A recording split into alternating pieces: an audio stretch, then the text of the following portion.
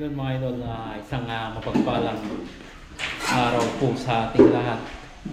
Nagbabalik tayo dito sa Sawmill Project. Ano po?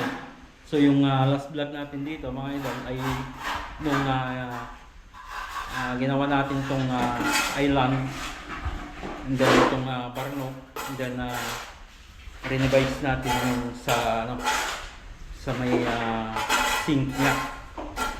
So silipin natin mga idol pagkat nagsimula na kami mag-tiles na po. Yun, so inuna namin itong sa Barnog mga idol. So nagkaroon ng revision dito mga idol. Dati dito ay nasa 50 po ito So pinabago ko ng may-ari sapagkat tatama yung pintuan ng ref dito. Nakanosing po kasi ng malaki dito noon. Nasa 15 cm yung nakanosing dito. Pinabawasan niya. So halos plus na lang po dito sa may column niya. So ang sukat nito,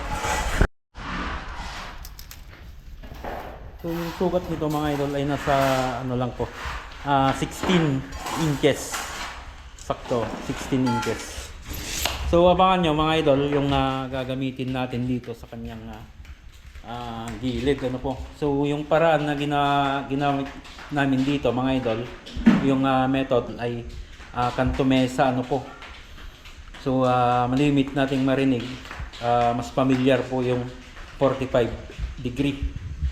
So abangan nyo mga idol, yung iba sa ating mga kasamaan is epoxy, then may toner din po na ginagamit sila para dito, para mahabol itong kulay. Abangan nyo din mga idol yung gagamitin po namin dito, so hindi po epoxy yung gagamitin namin para dito sa kanyang mga kanto, para matakpan yung mga cut yan, yung 45 namin dito, then yung kanto namin dito. Yan, so ulitin ko lang mga idol, na revise po ito 40 o 16 inches na lamang po.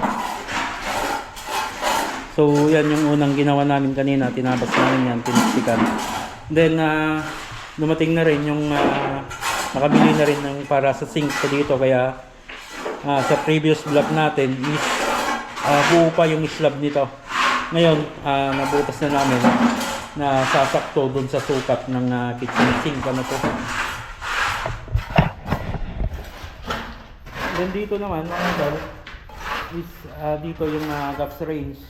So yung kinuha kong sukat dito is yung malaking gas range mga idol.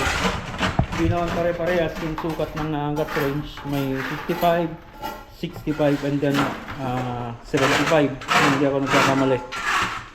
Nung sa pinakamalaki is 75. So 75 mga idol kinuha kong sukat para dito. Then itong dati mga idol na lababo, hindi po kami gumawa dito, is masyadong malapad.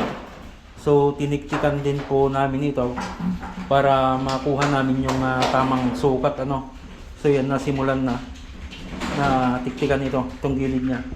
Then maski dito mga idol, titiktikan din po dito ng halos 2 cm. Ayan. Then dito sa island mga idol ay yung gagamitin namin dito is quartz. Ito siya, ito yung gagamitin namin glue tack quartz para dun sa island. So napakalaki po nito, mabigat. Buo po na binili namin dito, so dito na lang namin ikakat po ito. Pwede nang magpakat doon sa Marson niya sana, pero mas mainam mga idol is actual. I-actual na natin dito. Yan. So dito mga idol is 60 by 120 yung tiles po na gagamitin namin dito sa nook. And then doon sa may gas range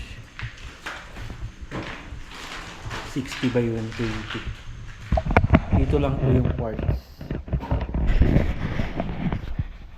So sa mga susunod na araw mga idol ay gagawa tayo ng tutorial po ulit. Although may ginawa na tayo mga idol nung sa previous project natin ng Lee Garden. So alang-alang sa ating mga bagong subscriber, ngayon gagawa tayo ulit ng panibagong content para dito sa paggawa ng lababo, sa pag-install ng mga quartz. And then maski po dito sa may kung paano namin kinakabit dito. May video kami mga idol na una namin ikinabit itong sa nepa niya. Ito. Yun mga idol, so yan po yung update ng ating sawmill project, ano po, at sa lahat po ng tumatangkilik ng aking YouTube channel mga idol. Thank you so much. God bless po sa ating lahat at lagi po tayong mag-ingat.